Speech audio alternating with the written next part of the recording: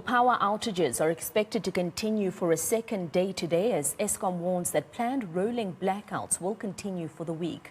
The power utility has instituted stage 2 load shedding due to lost supply capacity. Yesterday was a shaky start for matric pupils as the computer applications technology exam was delayed by more than an hour. Small businesses were also affected by the load shedding. On Wednesday, lights were out across the country as the power utility implemented stage 2 load shedding from 9 a.m. until 11 p.m. Eskom has blamed yesterday's load shedding on 5 power generating units that were not in due to boiler tube leaks.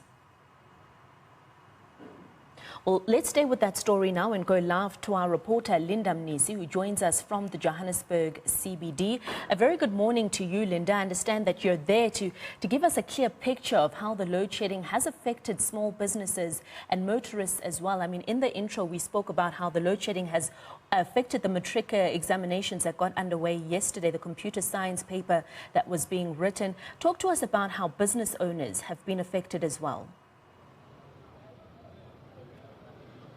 Well, a very good morning to you, Lindy. Indeed, as you can see, we're in Corner Wanderers and Plain here in the Joburg CBD. And I'll just step out of shot so that you get to see exactly what the robots are looking like. They're out for now, but the situation is quite different for business owners, which of course will then cause a bit of traffic. As you can see, not a lot of people are abiding by the rules of the road.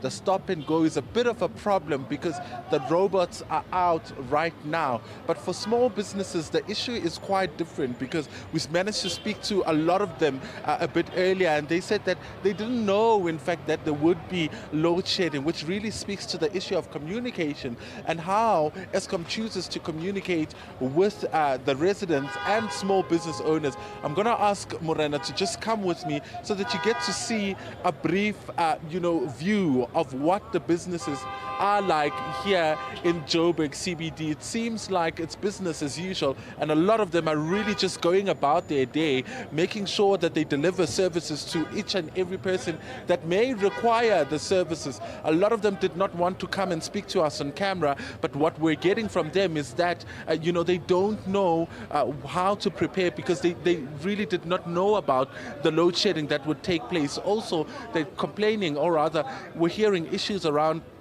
the loss of income that would come as a result of load shedding. As you can see, a lot of them still have it, but the issues really is with understanding and knowing when it will happen, Lindy. But as you can see, it's business as usual here in the Joburg CBD. A lot of them really still providing services to anyone who wishes to come in and purchase in their stores. All right, Linda. So as I understand you saying it is business as usual in the Johannesburg CBD. However, motorists and the taxi industry is the one most affected by the traffic there. Absolutely, Lindy.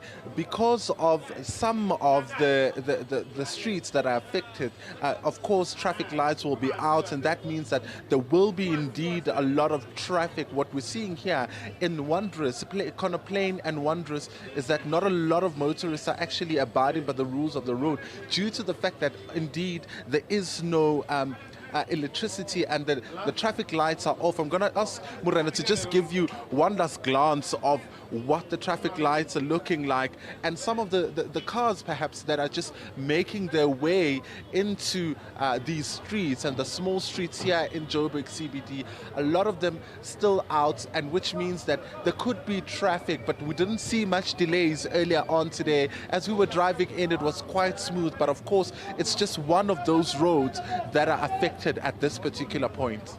All right. Well,